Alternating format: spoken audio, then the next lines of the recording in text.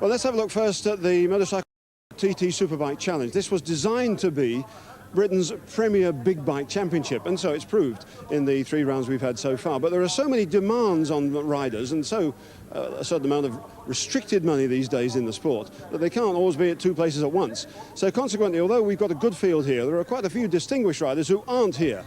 Look at the championship as it stands at the moment after 3 rounds. Rob McElnay, Carl Fogarty, Steve Chambers and Terry Rymer are all otherwise engaged. Mark Phillips fell in practice, so he's not involved. But perhaps they haven't turned up because of the fierce competition from the JPS Norton, so successful here last year in the Formula One and the Race of Aces event. And of course, winners of the Race of Aces again this year with Trevor Nation first and Steve Spray second. But of course, Ray Stringer of Leicestershire on a Yamaha with a toaster firm, one of his sponsors, will be certain to give them a good run for their money. I crashed in Assen in Holland too, and bashed my arm into my side and broke a couple of ribs there and cracked a few more around the back and in the front. And as if that wasn't bad enough, you then made it worse, didn't you, a couple of days ago? Yeah, I was on the way to work and I sneezed and they went crack, and that was it, they went as well. Just by sneezing? Yeah, they were cracked already, so when I sneezed, that was it, they popped. Well, we wish you well. Do you actually see anybody stopping the Nortons today, though? I want to have a good go. Let's have a look at the highlights of both these Superbike races here. It began well for the Nortons of Spray and Nation, but not an entirely happy story as we join Keith Ewan and Chris Carter.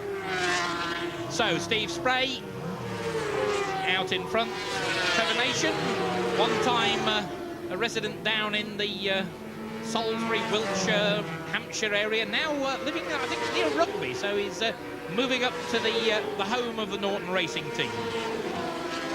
Well, he's certainly not letting Steve Spray get away with this. Number 5, Trevor Nation on the second Norton. He's right with Steve Spray and lining himself up on a tight line. Oh, and Steve Spray's machine's gone.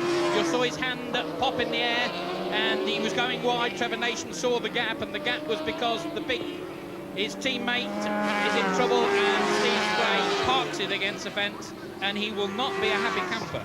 No, he certainly won't be happy with that. In exactly the same corner that the Burnett incidentally broke down. And Nation has a long leisurely look behind him as he comes onto the start and finish straight. And he's got it in the bag now, hasn't he? He's basically leading by about 5 seconds from Ray Stringer, number 17.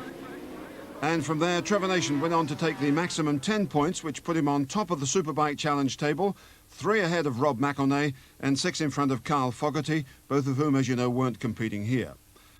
Right, now into round 5, and on this Snetterton circuit, which everyone acknowledged was ideally suited for the power of the Nortons, Nation and Spray were dominant.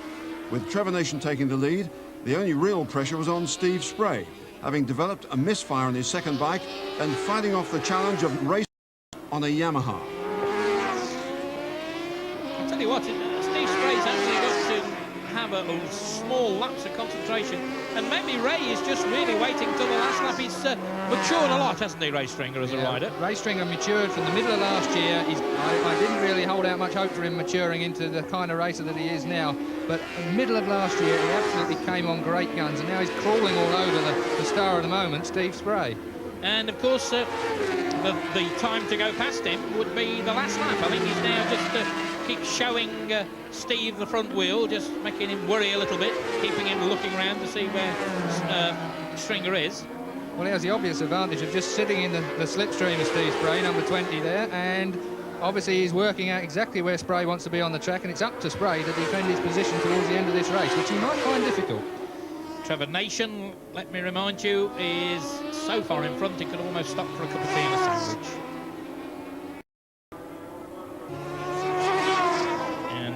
A superb battle. It's keeping the crowd here at Snetterton on their toes. Good crowd again, I'm delighted to say. Certainly motorcycle road racing this year, the crowds up and up and up. Some enormous crowds around the country watching racing. And with racing like this, no real surprise. That's for sure. And of course, Trevor Nation is actually cleared off on the other Norton. So, 1 lap to go. Can Ray Stringer do it? Now, if you were Ray Stringer, and I know it's difficult to imagine that you used to race at speeds as quick as this, Keith, but where would you have a go? I would have a go at the end of the straight, but I think what he's actually done is left it. We're onto the right-hander at Sears now, second gear, and quite rightly, Steve Spray has actually cleared off just that little bit because he knows Ray Stringer has been good on the brakes at the end of this straight. so he's not going to want to have Ray Stringer in his slipstream. You can see him weaving to get Ray Stringer well out of the slipstream, and Ray really, I don't think he'll be able to manage this now. He's going to have to stick for third. He's actually got one other place he can pass, and that's the run up to the start and finish line, and I don't think he's got the power to do it. Well, time is running out for Ray Stringer. Whether he can do it. Oh, closing up. It's not over yet. There is Trevor Nation, the race leader, and behind him, this battle. And I think Spray's an intelligent riding by Steve Spray, as you say, Keith. He just, there is Trevor Nation, and he's going to win. It's going to JPS Norton. 1-2, Trevor Nation wins. Double victory for him, and Steve Spray takes second place, and a brave ride from Ray Stringer. 4 broken ribs and all, taking third spot. There's Gary Weston, good ride from him. He is in 4th place.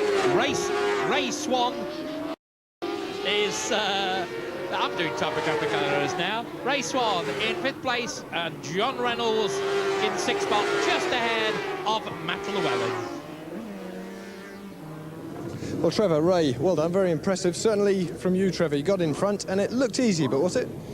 Well, certainly wasn't easy early on. I mean, the weather's cooling down, but the action's still pretty hot, you know, and I managed to get away, but Ray and Steve had quite a squabble behind me. But with all due respect, they never looked like catching you. I mean, is there still pressure for you when you're that far out in front? Well, the pressure's just on keeping your concentration, and you know, you've got more time to worry whether the bike's going to go wrong or not. And trying to slow down isn't actually that easy, because you break your pattern, you know, so you break your rhythm. You've got a way of doing things. You try and slow down a little bit and it all comes a bit funny, you know. I actually overshot, I don't know the name of the corner, onto the back straight there one lap, just because we caught you up. Just cruising, you know. It was silly mistake, and then I did a racing lap for a while, you know, a hard lap, and then it went again, you know. Well done, that's 2 wins for you, Trevor. Ray, you had a real ding-dong there in 2nd or 3rd place. You couldn't quite catch him.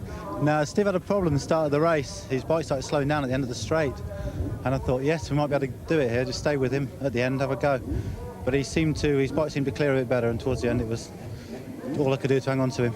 But you know all about the Nortons, of course, because you rode one last year, and you did say this is a track for the Nortons. That's right, I rode Trevor's bike last year. He was injured. And it is a Norton track, definitely. You'd like to see perhaps another bike added to the Norton team. I should think you'd jump in there. Yeah, especially for Snetterton. And orders then for the start of this 600 Supersport race, a 10-lap race.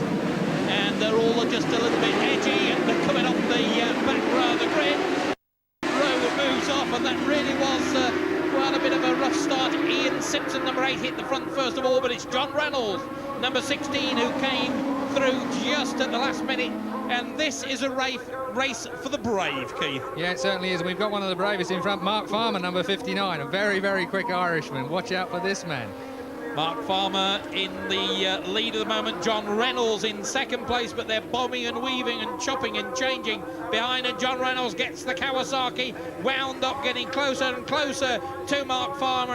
Ahead, hits the lead, and he is out in front, and it's John Reynolds now with the advantage. Mark Farmer pushed back into 2nd place. I saw number 8, Ian Simpson, going well up there.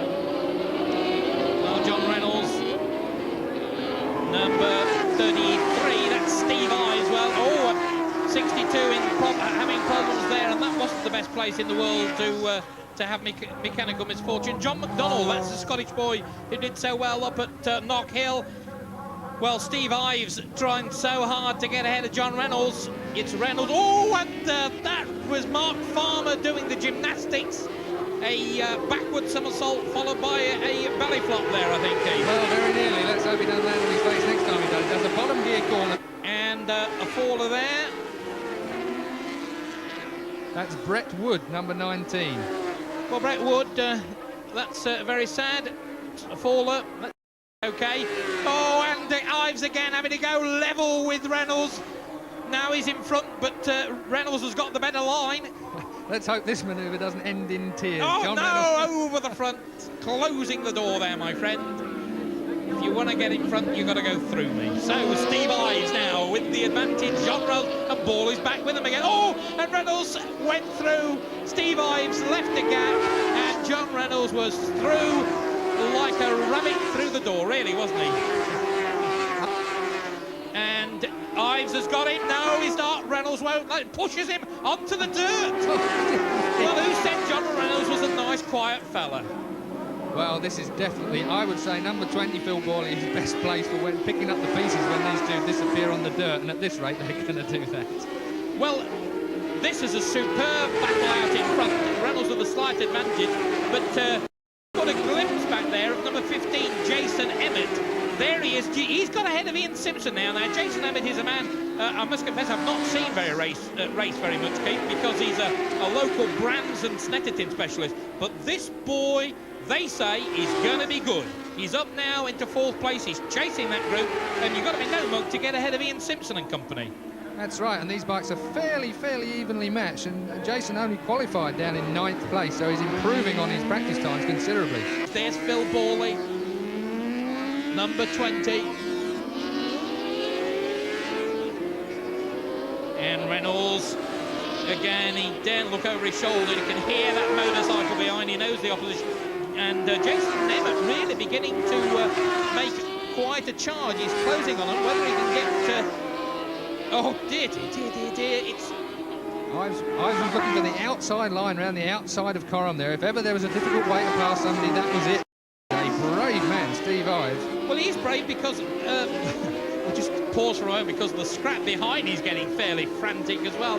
Yeah, I mean, Ives is brave, and I think Phil Borley's got ahead of him. Phil Borley took advantage of a bit of mistake from Steve Ives. Now, whether that's a little too soon, we are on... They've done 7 laps now. They're on their 8th lap. Whether that's a bit too early in the race to make you move, well, who knows? And certainly both of these men know full well that if you come level with John Reynolds, he will just head you off into agricultural land, won't he? He will do, that's for sure. If you want to do a bit of grass cutting, try and pass John Reynolds. But Reynolds and Ives were tripping each other up fairly heavily in that time. Maybe Borley has taken the advantage now. Well, and Ives is back on the scene, and he's suddenly riding pillion passenger with John Reynolds. And Phil Borley says, well, did I do all that reckless, heart-stopping chicanery a few moments ago for nothing? And they're still there. 15. There's Jason Emmet, number 8, Ian Simpson, going very well indeed. Then Paul Booler, well, we've not mentioned Paul a lot, and that is sad. Rides for the motorcycle shop at Market Harbour. Paul Booler, a young man who was in the Jurek Suzuki team and didn't do particularly well. There he is, number 34, Paul Booler, in 6th place at the moment, getting in on the action. And there's a young man, I think, like Jason Emmet, that's going to be in the picture in the not-too-distant future. Yeah, this, of course, the 600 class. Oh, and Steve Ives is round the outside. He's getting some drive from somewhere. I don't know where he's finding the grip, but he's exploring every possible line that he can. Yes, if it was speedway terminology, you'd say he was out in the dirt and then finding the drive off the corner, wouldn't you? Well, he might find some... Oh, and he's in the slipstream again on Reynolds, and he's got the inside line. Can he hold it on the brakes? Well, maybe he can. Look, wanted to get in on the action. So, as we are on the 9th of 10 laps, suddenly Steve Ives gets ahead, and now he's ahead. He's just stretching an advantage. Well, when I say an advantage, I meant 3 or 4 bikes lengths. Yes, I think he's got to try and hold on here without making a mistake on this lap. If he can make the break on this lap without making a mistake, then maybe he can just break John Reynolds and Phil Borley. And Borley now, he's seen that John Reynolds, maybe a little bit of the fight's gone out of John Reynolds. Well, that's a silly thing to say, because John Reynolds doesn't give up the fight. And, oh, and that was so close, in fact, that it must have touched. And John Reynolds back in front. And I think Steve Ives has suddenly torn up his membership of the John Reynolds fan club. Yeah, but John Reynolds won't mind that for one little bit. John Reynolds is showing an extraordinary amount of determination, as is Steve Ives again out in the dirt, as we've already said. Just look at Booler, Phil Borley back in the action now. Last lap, it's now or never.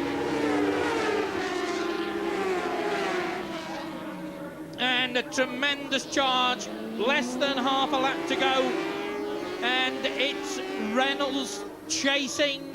No, it's not Reynolds leading it. It's Ives going for the inside. He's got him again. Brilliant manoeuvre and done just in the right place, but Reynolds is going around the outside into the hairpin. Unbelievable.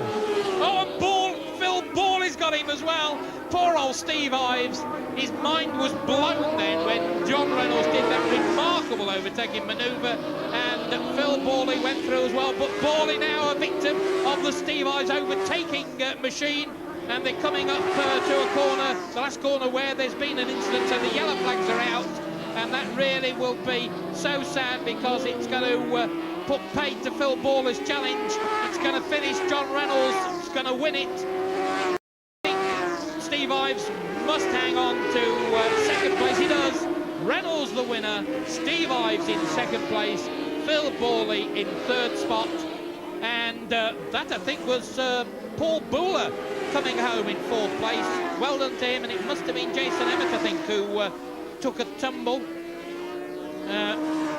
Ian Simpson and Jason Emmet, the men who crashed on that corner a little bit earlier. Let's just repeat the result then. A fine win for John Reynolds, splendid second for Steve Ives, and a very, very good third place for Phil Borley. Well, let's just see some of the incidents. There they come down the back straight. Reynolds on the outside, Steve Ives on the inside. Yes, and Ives looking for the opportunity, grabbing it with both hands, sticking it through there, probably running just a little bit out to the right-hand side of the track when he could have done with keeping it to the left, and John Reynolds taking the opportunity, sneaking round, not a pass, and cutting his nose straight off as he drops into the hairpin there. That's a second gear corner, very, very, very slippery, and as we saw, Phil Borley took the advantage. That's the motorcycling equivalent of smacking him on the nose. Well, John, a well-earned glass of water, hot stuff out there, and an incredibly hot race. Oh, absolutely. I thoroughly enjoyed it. Steve hammered me all the way. It was a fantastic race, yeah. Well, let's bring Steve in. He's also starting to cool down. Nearly got him. Yeah, we nearly did.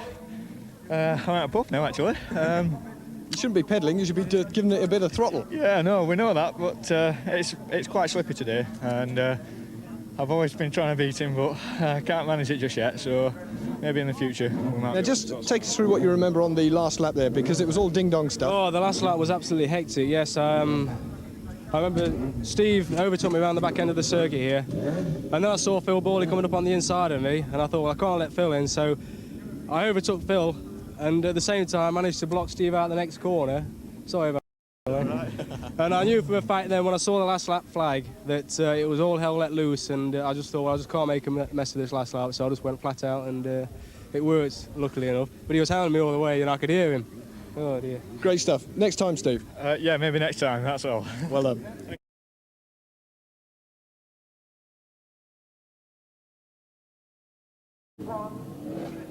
Right, the 250cc race next, one of the few, of course, where Grand Prix specifications still apply. This is always a good race with mainly two-stroke engines, a lot of very, very good competition.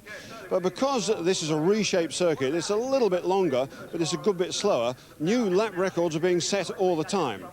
The current lap record holder is Nigel Bosworth, number 2 from Nuneaton on the Italian Aprilia. But number 12, Alan Carter from Brighouse, has competed at 250 Grand Prix level, and he's got a very determined look in his eye today. Ian McConnachie of Chesterfield is the current British champion at this level, and he's remembered as the rider who won instant fame in '86 when he won the British round of the 80cc World Championship at Silverstone. But don't forget number 18, Steve Sawford of Tempsford near Yates on a Yamaha, one of the best riders from our region. I guarantee this will be a good one. Let's join Chris Carter and Keith Ewan.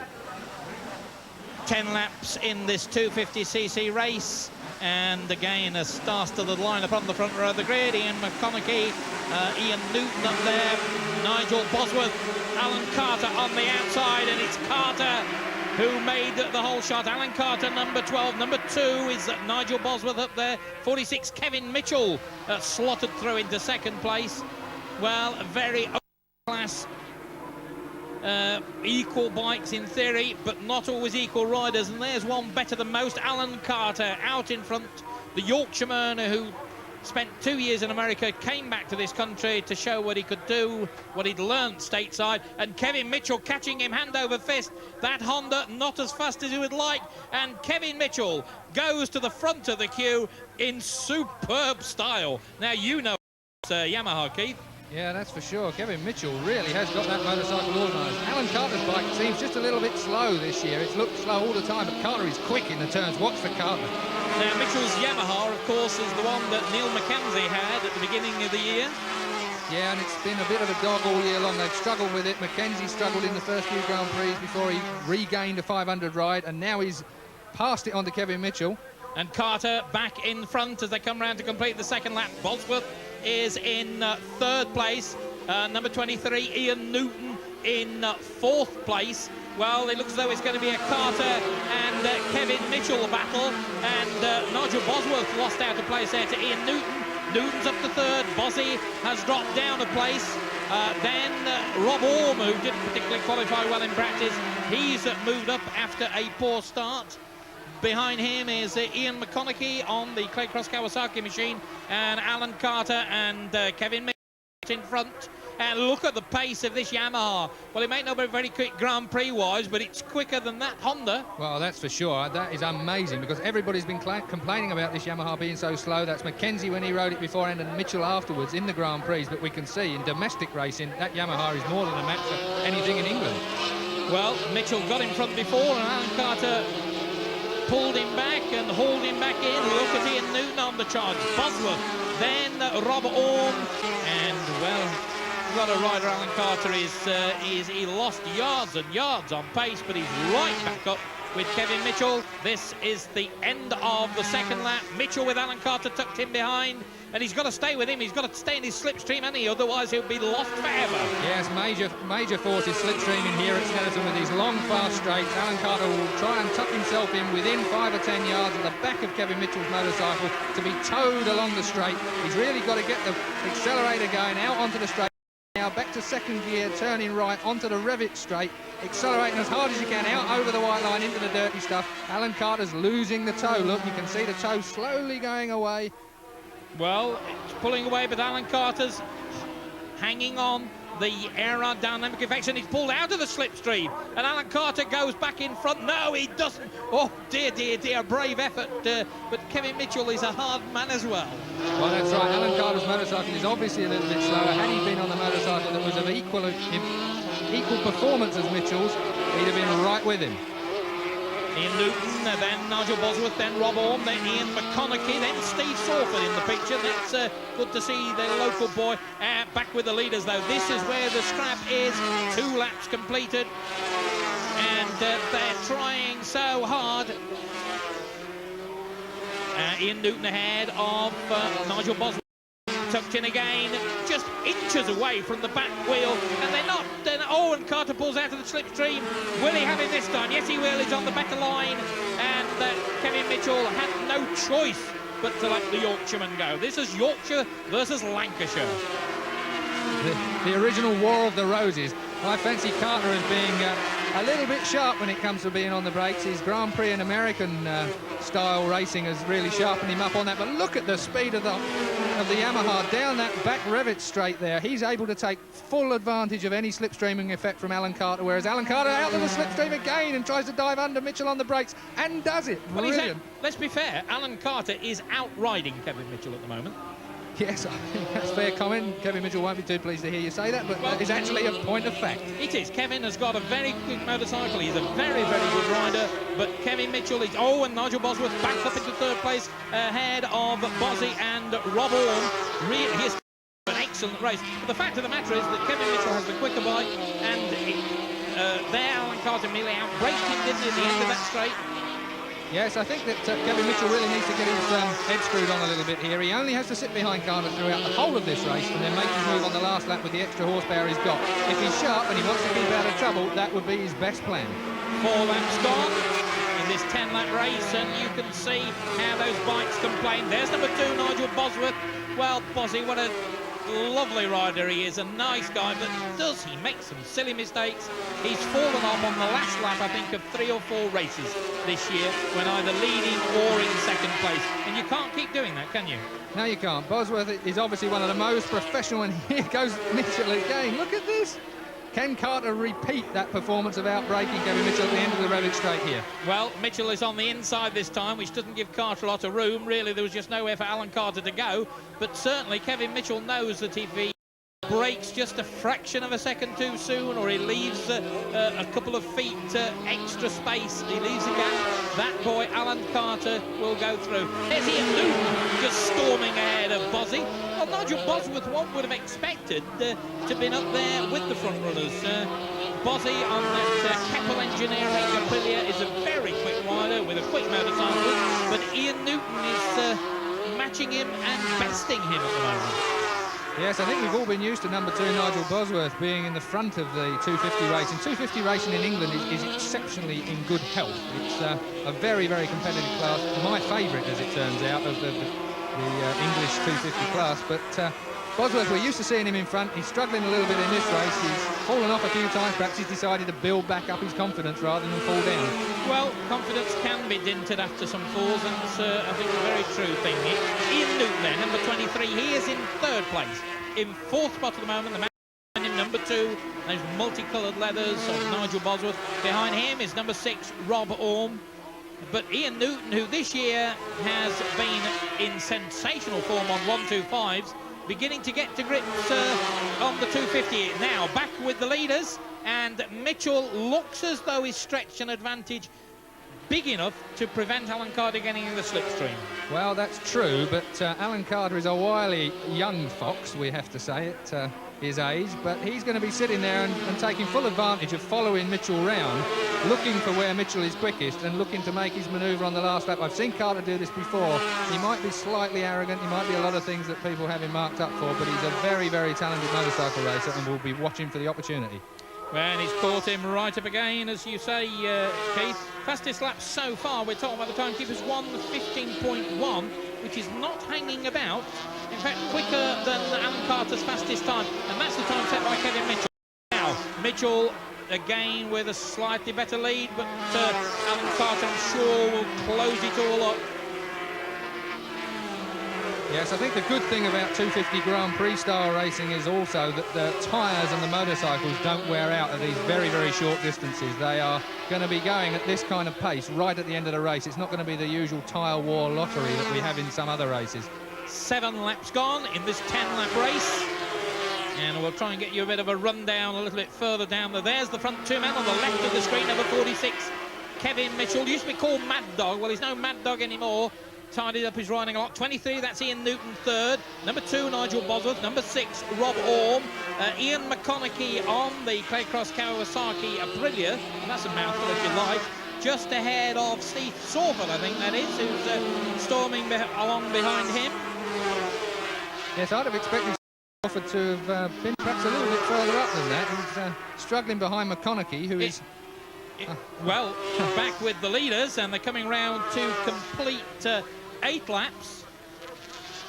And that's Bozzy. Well, he's not crashed this time. This time the motorcycle's expired. Well, Nigel Bosworth has lots of luck, and it's all bad. But he's had lots of luck in other years. Well, I think he's an unlucky guy, and he deserves better than this. What a tremendous race this is. And Alan Carter was having a go, and Kevin says, get back there, my boy. You're not coming through this time. Graham Mitchell, that's Kevin's younger brother, is battling away at the moment. He's down in 6th place, which is a very impressive ride for young Graham. Alan Carter's hanging in there. He looks to me as if he's actually weighing the situation up here with Kevin Mitchell. He's very quick on the tighter turns and the running now. We're coming down into the 3rd gear bomb hole, up to 4th, up to 5th gear, running into Coram, the quickest part of the quickest bend on the course now, which is then back down into the very unpopular. We're through Coram now in 5th gear, flat out into the very unpopular. Oh, look at that move! Yeah, I said it. If you snooze, you lose. And suddenly Kevin Mitchell was just dozing off a little bit, but we've seen before, and look at this, he just pulls the, well, he was going to have him down the straight then, but well, this time will do nicely. Nice somewhere around the circuit, and we're not quite sure where the incident is, but the red flag is out, and I suspect the result of this race will be taken, as it were, at the end of the 8th lap, and that will give Kevin Mitchell victory over Alan Carter. Yes, the accident there is out on Sears, the entrance to the Revit straight, the main straight. It's a 2nd gear, tricky little corner. If the 3rd gear out on the dirt, and the rider's fine. Somewhat winded, but fine. And the result will have been taken at the end of the 8th lap, and that as far as I make it, would give a victory for Kevin Mitchell, number 46. Alan Carter will have to settle for second place. 23, Ian Newton will be third home. Fourth would be Rob Orme. Fifth would be number 4, Ian McConnachie. And sixth would be number 14. That's Graham Mitchell, Kevin's younger brother. Well, what a dramatic race. And there he is, Kevin Mitchell. Well, he would say he could have won it any time, anywhere, because he got a quicker motorcycle. But we shall never know now. Well, this is the moment when Alan Carter had a chance to storm through, but it was all in vain, unfortunately. But he dived through. See, Kevin Mitchell just dozing a little bit, Keith. Yes, he's hard on the brakes here. Alan's looked quicker into this popular new part of the Russell's corner, the bottom gear turn. Alan's been very good on the brakes all day, and he just caught made Kevin Mitchell look like he was going backwards. All in vain, though, because the result will be how the position stood at the end of the 8th lap. Kevin, well done. Great race. Pity it had to stop like that, but a real ding-dong battle. I was looking forward to a good last lap with me and Alan, and it was a really good race, like. But I was just like, I wasn't going 100%. I was probably riding 95%. I was waiting because I thought Alan's got a bit in reserve, and I was going to use everything on that last lap, but it got stopped the race. So, you know, I knew it was going to be a good last lap, and a little bit dangerous to hold up at that stage, though, because he did get past you a couple of times, didn't he? He did, yeah. But I mean, my bike was better at the end of the straight. Alan had a bit better acceleration, and it was, you know, I think we was fairly evenly matched. We could get him at the end of the straight, like I say, and he had a bit more poke out of the corner, especially the chicane. But it was a good race. Really enjoyed it. Well, Alan, hard lines. Would you have caught him? Well, I mean, let's face it. When the race was started, I was in the lead, was I not? But they're saying he was. Well, you was here. You were stood watching. Who passed the line on the 9th lap? I was leading the race, and then he passed me down here. My bike was the slowest out of the two bikes, and I was saving it all for the last lap. I mean, it would have been touch and go, would have won the race, but I'm quite confident I would have won the race. But, you know, I mean, that's the way it goes. The race was stopped, and he won the race, and I'm disappointed. What does he say? Does he say he won it?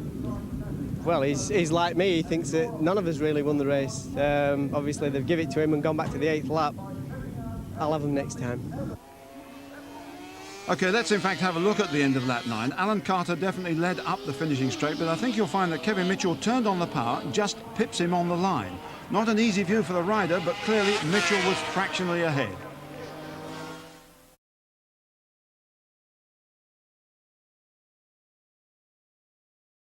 Number 4, Ian McConnachie, who is in fact the British 250cc champion. He was the fastest in practice.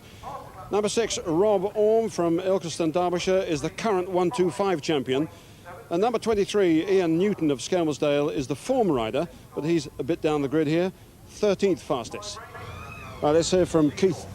8 lap stand, this 125cc race, and a very, very open field it is too. And away they go, these little bikes. Not always the easiest things to get up the line.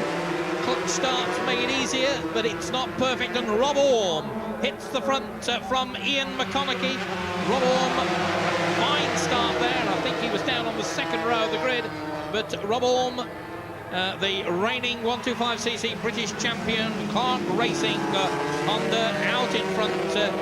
Brave man. I think he's got brand new leathers on for this race, and Keith Ewan, that always means a tumble some stage, doesn't it? Yes, if you're superstitious, that's not the way to be. And is that McConnachie having a bite at the back end of Rob Orme there? It is indeed Ian McConnachie on the Claycross Kawasaki machine. It's actually a Honda he rides, sponsored by Kawasaki dealer. Oh, and Rob Orme just nipped in there, just chopping off Julian Perry, who was thinking of having a go. Julian Perry, the man who drives for Federal Express for a living, well, is in a hurry to deliver a parcel here today. And Rob Orme still out in front, Ian McConnachie, and there's a lot of bobbing and weaving. McConnachie leads from Rob Orme. Rob Orme actually qualified in 3rd place on the grid. Ian McConnachie in pole. So 35 there, George Bedford. Just keep an eye on him. Everybody will remember, of course, Alex Bedford, one of Britain's best 125 riders. Well, George is an even crazier, younger version of Alex. Well, that should be interesting to say the least. A younger brother, lots of talent. Ian McConnachie then out in front on the Claycross Kawasaki machine. Rob Orme pushed back to 2nd place. Julian Perry in 3rd spot. And George Bedford was down there. And Ian Newton, retirement. Ian Newton, the retirement, that really is sad. Ian Newton, very much the man on form. And Rob Orme now having a go, a bit of bobbing and weaving, pushing and shoving, and Rob Orme's got the better line on the inside. Ian McConnachie didn't want to give way, but he had to. So it's Orme back in front, McConnachie second, Julian Perry in third place. And coming up, that could well be John Yates. Well, he's just behind Graham Harknett, number 16. So John Yates, the teammate to Ian McConnachie, getting in on the picture. Yes, but Rob Orme is a very, very experienced man here. Oh, Rob, that was Graham Harknett looking for the inside line, trying to get ahead of Julian Perry. There's number 35, George Bedford. Behind him, Phil Arms. Well, Phil Arms knows his way around Snetterton, and so he should. His mum and dad have been running races here for donkey's years.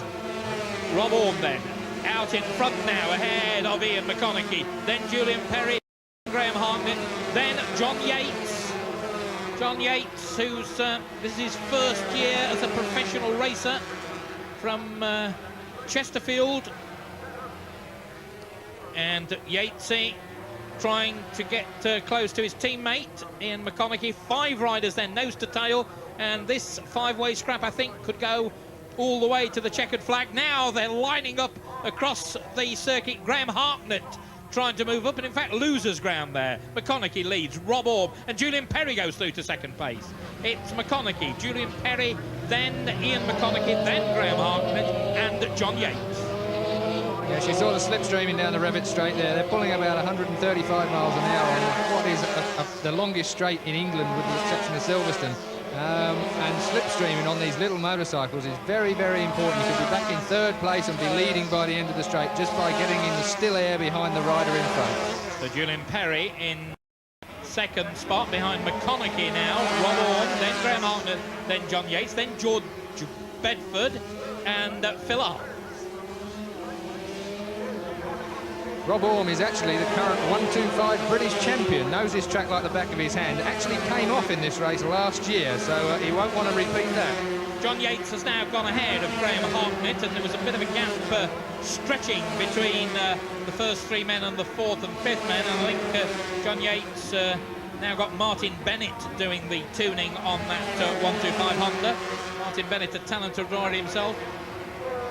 And, oh dear, Julian Perry, well, he's a little hard, tough character, another one of the Stoke Golding Mafia we've referred to earlier over this weekend, and they pull out of the slipstream, and Rob Orme looks for the inside line, but McConnachie holds on, but Julian Perry has to go back a place. Yes, Rob Orme's perfectly placed now for having a nibble at Ian McConnachie. He's back to third on one occasion, but Rob Orme, number 6 here, he'll be trying to hold on to Ian McConnachie. Oh, John Yates goes down. Oh. John Yates, a faller. Well, he'd be disappointed about that. And he's perfectly okay, but Keen Boy wants to get going again. And, well, the marshal's there, happy to do it. Chance to see it again in slow motion. There's the front 3 men. There's Graham Harknett, and into sight well, I think the front end went away then, Keith. Yes, the front end went out from him at the notorious bombhole bend here at Snetterton. There's a little bit more runoff there now. They've dug a bit of a sand pit, so you can see he's just sliding along on his backside, waiting for the tyres to slow him right up. And look at this, Rob Orme's having a go, and Rob Orme has gone ahead, and Ian McConnachie and Rob Orme and Julian Perry suddenly decide that maybe they could win this one. Yes, without doubt, Ian McConnachie's motorcycle just looks that tiny fraction bit quicker than Rob Orme's, and even though Rob was using the slipstream to his best advantage, he just couldn't get past him on that straight. So McConnachie with an advantage still, but Julian Perry snapping at the heels of Rob Orme, and Rob Orme himself is ready to have a go. Well, Derek Clark, the man who puts a lot of money into Rob Orme's racing effort, and Steve Patrickson's racing efforts too. He's been a sponsor, Radel Engineering, put a lot of money into it.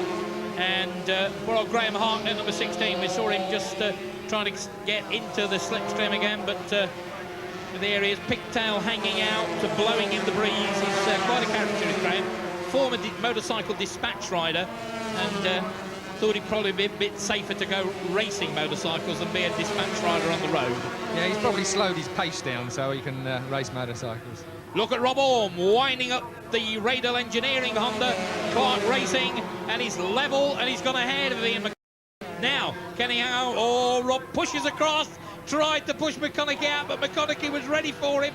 Well, that really was good riding by Rob Orme, but even cleverer stuff from Ian McConnachie. Yeah, very, very clever move indeed. He dived straight for the inside line there, let the brakes to the latest point he could jam them on, and shot back under Rob Orme. Chance to see it again. You see Rob Orme there pushing over and over, trying to keep Ian McConnachie out, but McConnachie waits for the gap, and there wasn't really much of a gap between Rob Orme and Julian Perry, number 7 there. Snips through the gap, and suddenly he's back in front. Well, time is running out. They're coming round. 7 laps are now completed. 1 more lap to go. Fastest lap in the race at the moment, would you believe it, to number 7, Julian Perry, who is in 3rd place. And McConnachie holds off Orme with Julian Perry. Not a particularly young man, Julian Perry, 27-28, but a late starter in road racing, and he's been very, very good on the 125s, and I wouldn't like to rule him out from winning this one yet. No, but watch out for Rob Orme here. He's been good down this straight every time he's exited onto this straight very quickly. This is his last chance to get up the inside of Ian McConnachie. Will he be able to hold McConnachie this time? Well, he's trying to do it exactly the same this time, and Julian Perry's there, and Rob Orme, no, Ian McConnachie will not be denied. But if Ian McConnachie does win this one, it really will because of his superb riding. Rob Orme has been magnificent, but Ian McConnachie has just been too good for him. And Ian McConnachie, that's an advantage that others will find almost impossible to beat. But look at Graham Harknett winding himself up for a final lap effort, number 16 in the background there. Oh, and Ian McConnachie's bike just snaked in protest. There's Julian Perry in 3rd spot, but it's going to be McConnachie, the sprint line. Ian McConnachie, Rob Orme settling for 2nd, but he doesn't want to be caught out.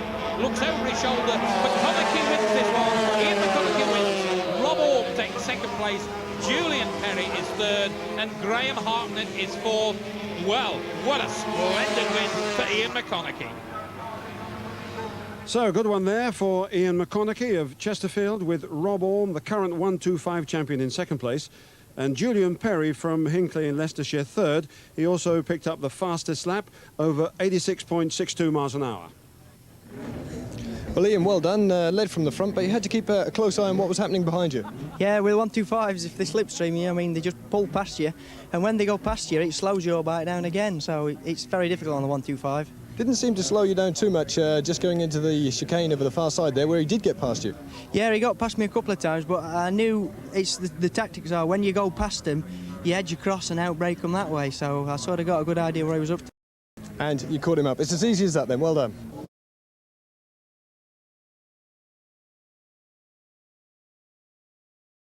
Number 3, John Yates, and number 4, Ian McConnachie, both from Chesterfield, both on Kawasaki's and both sponsored by the same company. Probably don't speak to each other.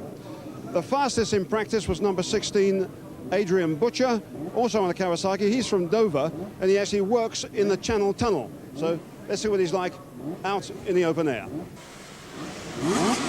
The 400 Supersport race. The crawler members of the motorcycling world call these men the Lemmings. I wouldn't be so cruel as that. But we're in for 8 laps of unbridled excitement. And, well, pick a corner, any corner. You can see excitement and maybe the falling overs here and there. Claycross Kawasaki men in pole position with Ian McConnachie and John Yates, and John Yates hurtling to the front of the field. His teammate Ian McConnachie going nowhere near so well, but number 3, John Yates, he's made a stormer of a start. That's a motocross man for you, if you like. In motocross, you have to make what they call a whole shot, get into the first turn first, and John Yates on the charge, really making a superb start. The rest beginning to make up for being caught out a little bit. John Yates, former coal miner, now full-time professional motorcycle racer. Number 3 in front, and his teammate, number 4, Ian McConnachie, looking to close it in. Number 16, Adrian Butcher. That's one of the David Brown Team Green men in 3rd place. So it's Yates, McConnachie, Butcher, first, second and third. Yes, Adrian Butcher was actually quickest in practice. Very fast man indeed. Yes, indeed, but they've all got to be quick to catch the two Derbyshire men in front. Oh, and somebody was off. That must be Butcher, I think, who went down. He saved it once. It got out of line again. He thought he'd saved it again, but by then he was just too far gone. Well, let's see it again in slow motion. The man in third place there, Keith. Yes, he got the back end moving on him. It gripped, it slung him in the air. He held on to it for a second, but he didn't have a chance the second time. The fortunate thing, despite the fact that's the fastest corner on the track, there's lots of runoff, lots of grass, and you can see he's okay. John Yates still out in front.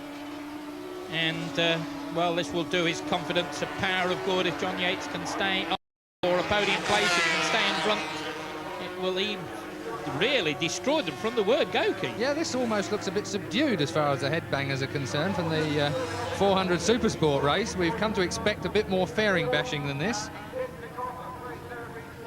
And there's 29, Rhys Boyd, ahead of the rest of the gang. Sean Emmet, that's Jason Emmett's brother. We've seen him in action earlier today, and one of the young, talented bunch on the charge. And, well, there's some... they're on the limit there, aren't they? There's no room for error whatsoever. Yeah, interesting as well. Rhys Boyd is on a David Brown Kawasaki as well. Let's hope he doesn't go the same way as his teammate, Adrian Butcher. 26, Graham Holland at the front of that pack. Rhys Boyd was up there. Sean Emmet was up there. Neil Robinson there, and 12, Adam Fletcher. Well, oh dear, that patch of... Oh dear, still a place to park. He was nearly put into orbit, I think, if he'd have stayed there much longer, Keith. Mobile chicane, got himself a handful of neutrals, didn't know what to do with the situation, was ramming his foot through the gearbox as hard as he could, and nearly got rammed up the back to boot. It's a 5-rider scrap, and they are fighting for 3rd, 4th, 5th, 6th and 7th places. Stewart Bayley in there, number 136 as well, from Wisbeach. Local man giving it some as well at the back of this bunch. Well, the last good man from Wisbeach was somebody called Sheen, wasn't it? Who?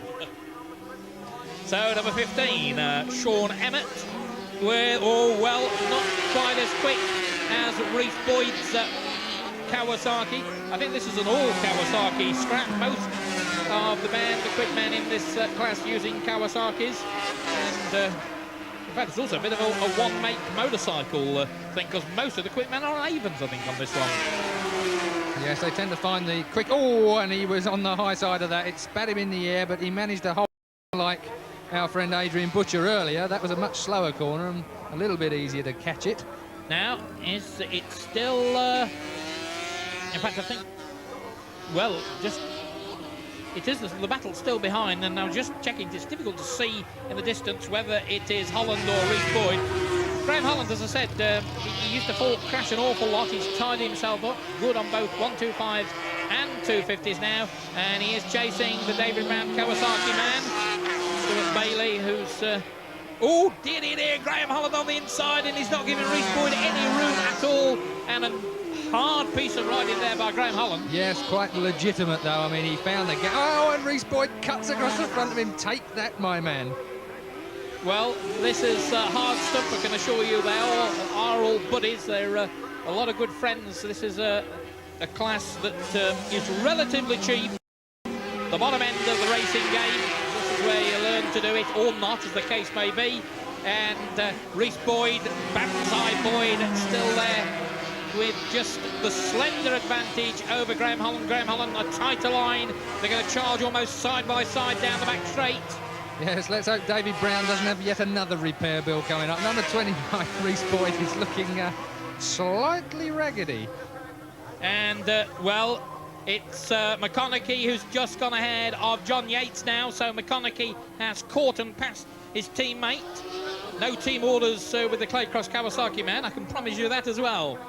And there's Graham Holland looking for the inside line, and he's been, well, Graham Holland loses out to both Stewart Bayley, who's just ahead of him, and even further ahead of him now is Rhys Boyd. So Rhys Boyd is 3rd, Stewart Bayley is 4th, then Graham Holland drops back another place. 6 laps gone in this race, and Yates has gone back ahead of Ian McConnachie. I told you there's no team orders here. And here is the battle behind. Rhys Boyd third, Stuart Bayley fourth, then Graham Holland, then Sean Emmet, and it's now a four-rider battle. So for somebody, that little five-way scrap has ended in tears. Yes, and they're on their last lap now. They're crossing the line now for the last lap, so I've got no idea who's going to manage to stay with it on these four. Well, and Stuart Bayley hits the front of this four-man dice. He's not leading now. He goes through to third place, but I think it's fairly hectic between Yates and McConnachie, to be absolutely honest.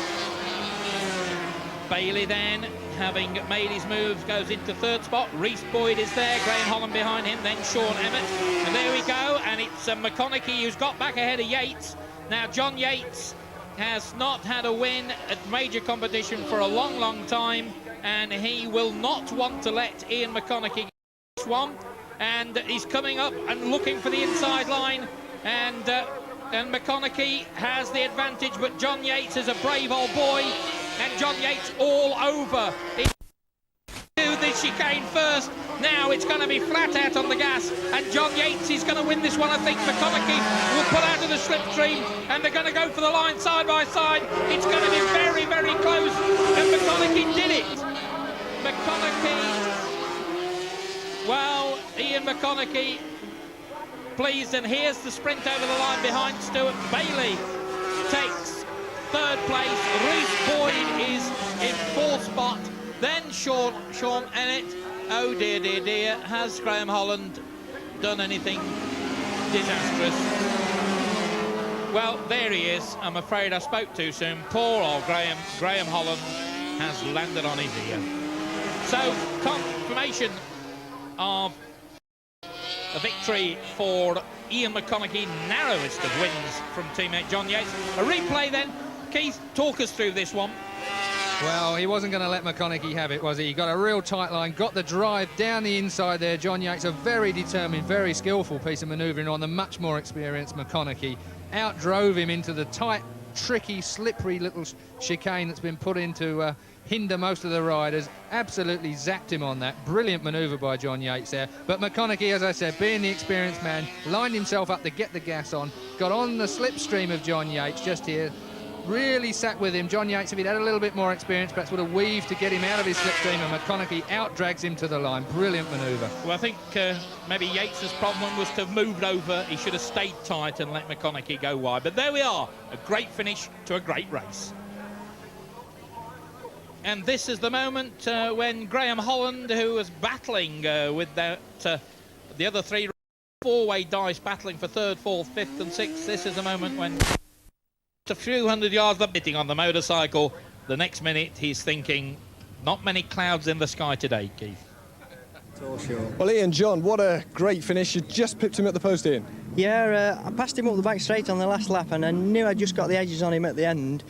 And he tried once before coming round the long sweeper towards the chicane, and I knew he'd try again, but so I closed the door, so his only place left was the chicane, and I knew he'd have to go in faster than I would, so I get a better drive out, you see.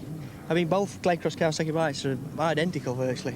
It was a superb manoeuvre on the chicane there, and you must have thought you just about got him. I thought the lap previous, when I took him up the inside there, and I thought, same place again, like Ian's just said, just kept it tight, wouldn't let me in, and then once I'd got through the chicane and came out first, I thought, that's it. And I think, really, I should not have thought that was it until the line. You were too much of a gentleman. I saw his wheel come, I don't know about a gentleman whale weaving across this straight up down here. There it is then, the brilliant battle between the Claycross duo. Third place was Stuart Bayley from Wisbech, Rhys Boyd of Mitcham in fourth place, and Sean Emmet from Newhall fifth. Top five riders all on Kawasaki's. Ian McConnachie, the fastest lap, 86.84.